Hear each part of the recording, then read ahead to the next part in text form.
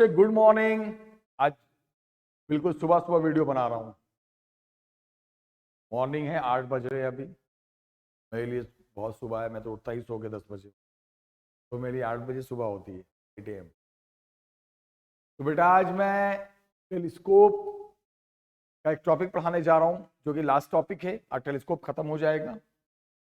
पहले मैं टेलीस्कोप के बारे में बताऊं, अब तक जो हम पढ़ रहे थे वो क्या पढ़ रहे थे? वो टेलीस्कोप था refracting type telescope. That was refracting type telescope. वो जो हम पढ़ रहे थे वो रिफ्रैक्टिंग टाइप, मतलब वो रिफ्रैक्शन पे बेस्ड था। आपने देखा नहीं था, लेंस होते थे, रिफ्रैक्शन होता था। दोनों जो ऑब्जेक्टिव या आई पीस जो होते थे वो क्या लेंस ही तो होते थे, और वहां रिफ्रैक्शन होता था। तो हम जो पढ़ रहे थे वो रिफ्रैक्टिंग टाइप टेलीस्कोप था। इसमें रिफ्रैक्शन पे बेस्ड होता था। रिफ्रैक्शन के बाद रिफ्रैक्शन के प्रोसेस से इमेज बनते थे। So that was the telescope which was based on the concept of refraction. लेकिन पंगा क्या है कि रिफ्रैक्टिंग टाइप टेलीस्कोप में कुछ ड्रॉबैक है, कुछ कमियां हैं। वो कमियां क्या है, वो ड्रॉबैक क्या है, वो पहले आप देखो। रिफ्रैक्शन में जो रिफ्रैक्टिंग टाइप टेलीस्कोप होता है उसमें दो कमियां आती हैं। एक जिसे हम कहते हैं क्रोमेटिक एब्रिएशन। बोलोगे सर ये क्या चीज है, ये क्रोमेटिक एब्रिएशन क्या चीज है? What is chromatic aberration? तो बोलोगे सर ये क्या चीज है, इसका मतलब समझाओ, व्हाट इज दिस?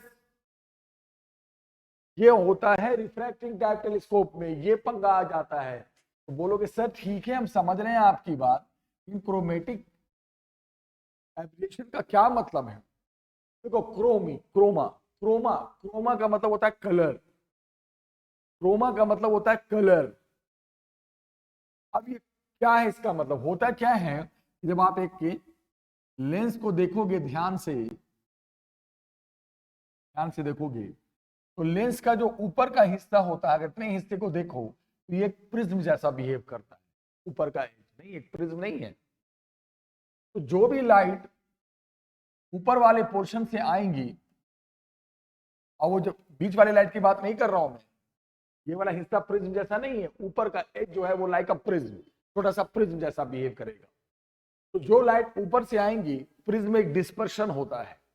प्रिज्म की क्या क्वालिटी है कि जब लाइट उस पर जाती है तो 7 कलर्स में बढ़ जाती है। तो होगा क्या, जब ये इमेज बनेगा, जब ये मान लो कहीं पर भी इमेज बनाया, यहां पर इमेज बनाया, कहीं पर भी बनाया, तो ये जो ऊपर के हिस्से से जितने भी लाइट पहुंचेंगी यहां पर वो थोड़ी कलर्ड लाइट हो जाएंगी। क्यों? क्योंकि ऊपर के हिस्से से क्या होगा, ऊपर के पार्ट से क्या होगा, ऊपर के पार्ट से डिस्पर्शन होगा। प्रिज्म डिस्पर्स कर देता है लाइट को। इतने पोर्शन से जो लाइट गुजरेगी वहां से कुछ नहीं होगा, लेकिन जो अपर पोर्शन, ऊपर का एज, नीचे का एज, वो अपने आप में क्या होता है, एक प्रिज्म होता है। That is like a prism. तो क्या होगा बेटा, ऊपर के पार्ट से जितनी भी लाइट जाएंगी वो कलर्ड लाइट जाएंगी। उससे क्या होगा, आप सिंगल कलर का इमेज सोचोगे नहीं बनेगा, उसमें कलर्ड इमेज बनेंगे। कुछ हिस्सा तो एक कलर का होगा, कुछ हिस्सा उस इमेज के आसपास का कलर्ड होगा, कलर्ड इमेज बनने लगेंगे। इसी को कहते हैं क्रोमेटिक एब्रिएशन। ये पंगा फंसता है कहां? रिफ्रैक्टिंग टाइप टेलीस्कोप में। रिफ्रैक्टिंग जो रिफ्रैक्शन पे बेस्ड होता है, उसमें ये पंगा फंसता है, याद रखना। एक तो ये है क्रोमेटिक एब्रिएशन। ओके, दूसरा पंगा इसमें क्या आता है, इसे कहते हैं स्फेरिकल एब्रिएशन। स्फेरिकल एब्रिएशन। अब लोग बोलते हैं सर ये क्या बला है, सर इसमें क्या पंगा होता है, ये भी समझाओ। इसमें मैं आपको समझाता हूं, इस स्फेरिकल एब्रिएशन में क्या होता है, जरा सुनो। अब इसमें आप ध्यान से अगर देखोगे तो मान लो आपके पास कॉन्वेक्स लेंस है। ओके, ये कॉन्वेक्स लेंस। तो बेटा होता क्या है, मान लो ये लाइट आई, आके कन्वर्ज कर, राइट, कन्वर्ज कर। लेकिन लाइट तो पूरे पोर्शन में जाएगी, तो लेकिन अब जो लाइट इधर वाले पोर्शन में आती है, कुछ इधर वाले पोर्शन में आती है, कुछ इधर वाले पोर्शन से आती है, कुछ इधर वाले पोर्शन से आती है। तो होता क्या है कि लाइट एक जगह ना कन्वर्ज, थोड़ा थोड़ा आगे कोई लाइट यहां कन्वर्ज कर जाएगी, कोई यहां कर जाएगी,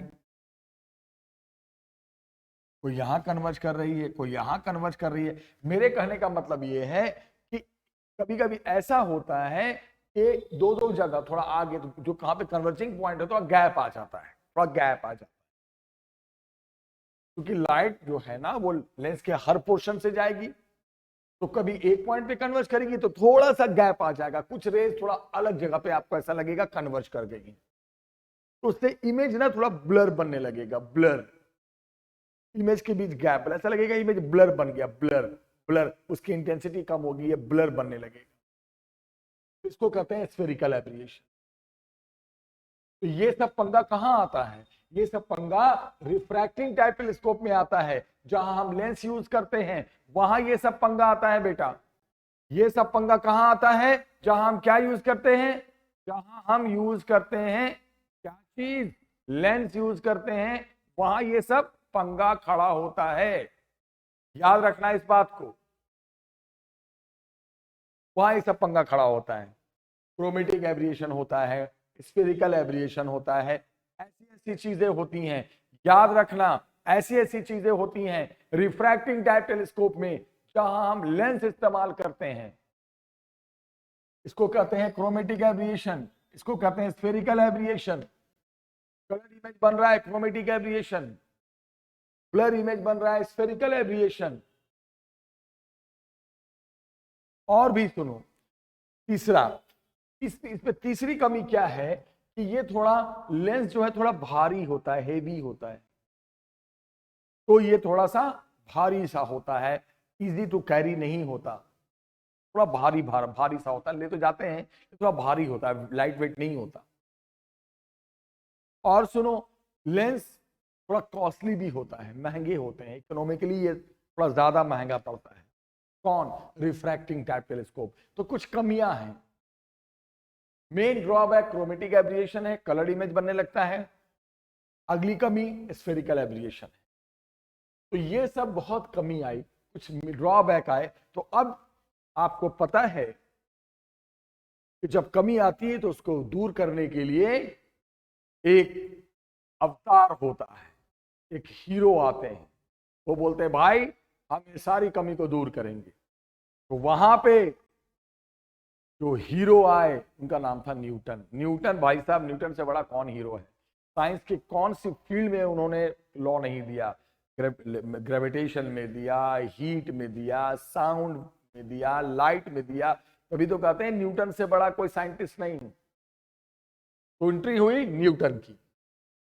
न्यूटन ने कहा कि हम एक ऐसा टेलीस्कोप बनाएंगे जो ये कमी को दूर कर दे, और वो रिफ्रैक्शन पे बेस नहीं होगा, वो रिफ्लेक्शन पे बेस होगा। हाँ, तो उन्होंने जो बनाया, क्या बनाया, जो telescope, that was reflecting type telescope, वो था रिफ्लेक्टिंग टाइप टेलीस्कोप। उन्होंने जो डिजाइन किया वो रिफ्लेक्टिंग टाइप बताया। उन्होंने कहा ये सब कमी को हम तभी दूर कर पाएंगे जब लेंस खत्म करें, लेंस का यूज बंद करें। तब उन्होंने कहा हम एक नया टेलीस्कोप बनाएंगे जो रिफ्लेक्शन पे बेस होगा, जो रिफ्रैक्शन पे बेस नहीं होगा। तब उन्होंने एक नया टेलीस्कोप बनाया, that is reflecting type telescope. और रिफ्लेक्टिंग टाइप टेलीस्कोप के अंदर जो पहला टेलीस्कोप उन्होंने, न्यूटन के नाम पे हम रखेंगे, इसका नाम है न्यूटोनियन टेलीस्कोप। और दूसरा हम पढ़ेंगे, एक और साइंटिस्ट ने बताया,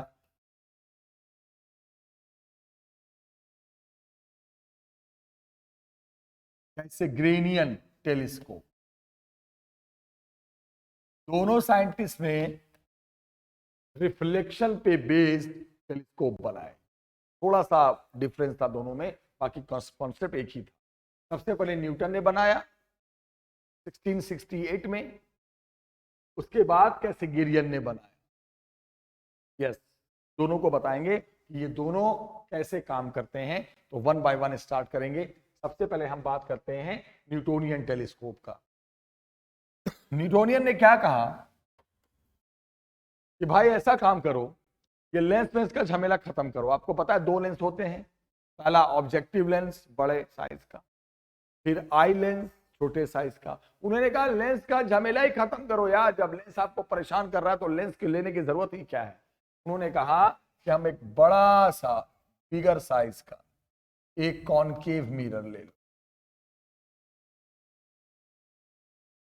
कॉनकेव मिरर ले लो, कॉनकेव, यही इसको कहते हैं लोग ऑब्जेक्टिव मिरर कहा। इन्होंने क्या कहा इसका नाम, जो हमने वहां पे क्या बोलते थे ऑब्जेक्टिव लेंस ना, वो लेंस रिप्लेस हो गया, इसका नाम पड़ गया ऑब्जेक्टिव मिरर। क्या नाम पड़ गया इसका, ऑब्जेक्टिव मिरर। लेंस खत्म, मिरर आ गया। फिर उन्होंने क्या कहा, बेटा अब मिरर लेंगे हम बड़े साइज का, बड़े एपर्चर का, ताकि खूब लाइट इस पे आ सके। और जो लाइट आ रही थी, लाइट तो टेलीस्कोप में लाइट कहां से आती है, दूर से आती है, प्लैनेट से आती है, स्टार से आते हैं, पता है आपको। अब जो लाइट आई, ये लाइट आई, बहुत सारी इसे लाइटें आएंगी, तो ही लाइट दिखा रहा हूं। ये लाइट रिफ्लेक्ट हुई, ये लाइट रिफ्लेक्ट हुई। रिफ्लेक्ट होने के बाद उन्होंने एक और मिरर लिया, प्लेन मिरर। 2 मिरर लिए, एक तो उन्होंने ऑब्जेक्टिव मिरर लिया, फिर उन्होंने एक और मिरर लिया जो इसके एक्सिस के साथ 45 डिग्री के आसपास होता रखा हुआ। अब जब लाइट इस पे गिरी, किस पे लाइट आकर गिरी, प्लेन मिरर पे, इसको तो उन्होंने कहा ऑब्जेक्टिव मिरर, इसको उन्होंने कहा सेकेंडरी मिरर। इसका नाम रखा उन्होंने सेकेंडरी मिरर। अब जब लाइट इस पे गिरी, किस पे, इस वाले मिरर पे, सेकेंडरी मिरर पे, फिर रिफ्लेक्शन हुआ, और रिफ्लेक्शन होने के बाद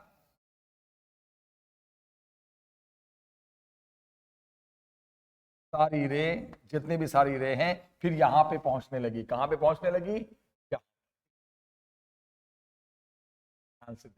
इस जगह, यहां पे आपकी आंखें होती हैं जहां पे हम देखते हैं, और उन्होंने यहां पर एक लेंस ले लिया,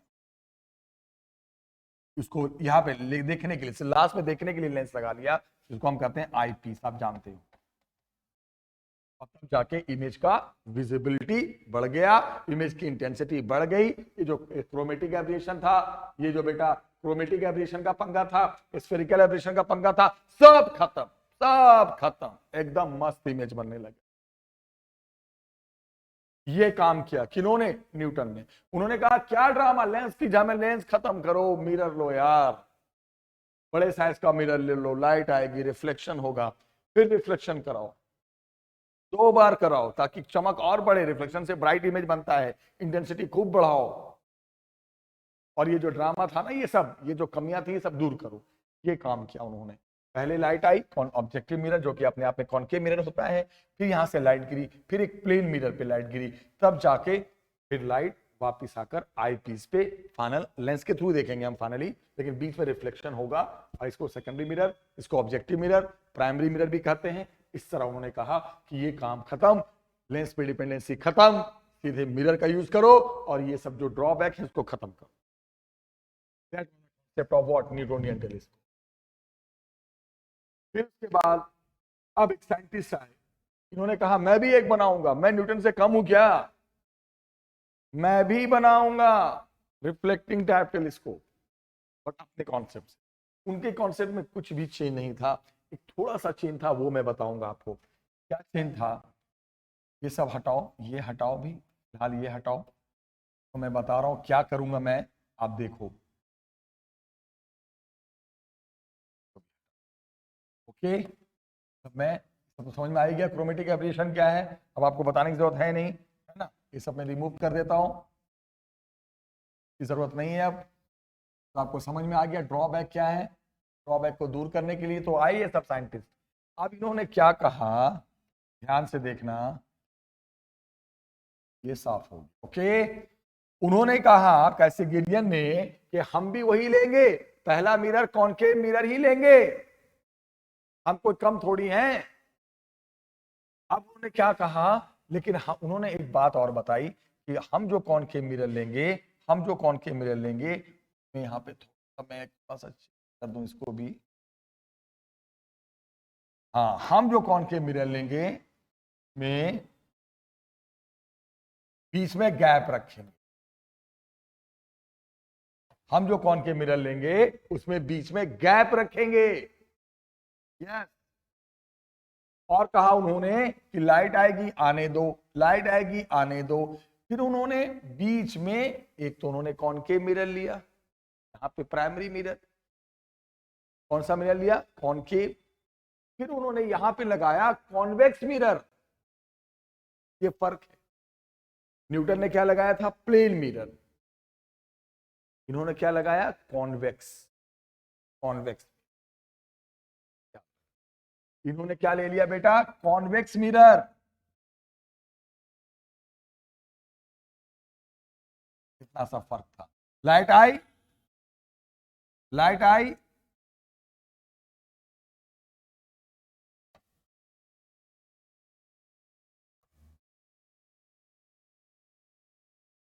ना? बस उन्होंने प्लेन मिरर लिया था, उन्होंने प्लेन मिरर लिया था, इन्होंने कॉन्वेक्स मिरर लिया। फिर लाइट यहां से थोड़ा सा तो और क्लियर करके बता। यहां से लाइट आई, सेम चीज, लाइट जैसे आ रही थी आने दो, गिरने दो, गिरने दो। उन्होंने प्लेन मिरर लिया था, मैं बार बार बोल रहा हूं, इन्होंने कॉन्वेक्स मिरर लिया। जो उनका मेन मिरर प्राइमरी मिरर तो वही था, but secondary mirror convex mirror. Secondary mirror है ना, इसको क्या कहते हैं? Secondary mirror.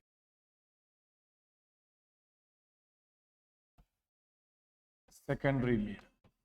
तो इनका जो सेकेंडरी मिरर था वो कॉन्वेक्स था। फिर यहां से लाइट आ गई, फिर यहां से लाइट आ गई, और ये लाइट आपको पता ही है फिर जाकर कहां पे जाकर मिली बेटा? Eye lens. आपको पता ही है फाइनल जो आप देखोगे वो तो लेंस के थ्रू देखोगे। ये बीच में गैप क्यों है? ताकि लाइट जा सके रिफ्लेक्ट होने के बाद। तो एक ही डिफरेंस रहा दोनों में। क्या डिफरेंस रहा बेटा? उन्होंने प्लेन मिरर का यूज किया, उन्होंने कॉन्वेक्स मिरर का यूज किया, और कुछ भी डिफरेंस नहीं।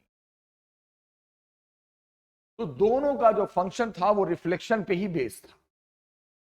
और पंगा क्यों बना? वो जो रिफ्रैक्टिंग टाइप टेलीस्कोप था इसमें दो कहानी ज्यादा थी, क्रोमेटिक एब्रिएशन से बच गए और स्फेरिकल एब्रिएशन से बच गए। ना तो इमेज कलर बना, क्रोमेटिक एब्रिएशन, ना तो ब्लर बना, स्फेरिकल एब्रिएशन। क्रोमेटिक एब्रिएशन कलर्ड इमेज बनना, स्फेरिकल एब्रिएशन ब्लर इमेज बनना, धुंधला इमेज बनना। तो ये सब चीजों से बच गए और एक अच्छी इंटेंसिटी का इमेज मिलने लगा, एक अच्छे रिजोल्यूशन का इमेज मिलने लगा। और आपको पता है कि जो मिरर होते हैं वो लाइट वेट होते हैं, वो हल्के होते हैं एज कंपेयर टू लेंस, तो इजी टू कैरी भी। तो इस तरह यूज किया। इसका मैग्नीफाइंग पावर, इसका कैसेगेरियन का, वही होता है जो नॉर्मल टेलीस्कोप का होता है, FO/FE ये होता है। क्योंकि आई लेंस तो आपका फाइनल तो लेंस ही है, लेकिन ऑब्जेक्टिव जो वो मिरर है, तो यहां FO को हम R/2 लिख सकते हैं। क्यों लिख सकते हैं? क्योंकि मिरर के केस में आप जानते हो फोकल लेंथ R/2 होता है। तो चूंकि ये ऑब्जेक्टिव तो लेंस नहीं है, फाइनल लेंस है, बट बीच में पहला तो मिरर लिया गया है, देखने के लिए सिर्फ लेंस लिया गया है, बाकी सारा फंक्शन तो रिफ्लेक्शन पे है। पहला मिरर है, तो FO को हम मिरर फॉर्मूला के थ्रू R/2 लिख सकते हैं, बट FE में नहीं लिख सकते क्योंकि ये लेंस है। तो ये था आपका आज का topic, reflecting type telescope. That was refracting. Paper में आता है कि रिफ्लेक्टिंग टाइप क्यों यूज करते हैं, आखिर क्यों प्रेफरेंस देते हैं, बता देना। क्रोमेटिक एब्रेशन से बचने के लिए, स्फेरिकल एब्रेशन से बचने के लिए, बता देना। और इसके अंदर दो साइंटिस्ट के कॉन्सेप्ट थे। न्यूटन ने सिर्फ प्लेन मिरर लिया, इन्होंने कॉन्वेक्स मिरर। तो बेटा आज की क्लास अच्छी लगी होगी। आज टेलीस्कोप फिनिश, एकदम सब कुछ करा दिया। अब हम नेक्स्ट वीडियो में एक नए चैप्टर के साथ, वेव ऑप्टिक्स के साथ या किस नए कॉन्सेप्ट के साथ आएंगे। तब तक गुड बाय, अपना ध्यान रखिए और खूब अच्छे से पढ़ाई कीजिए। Take care.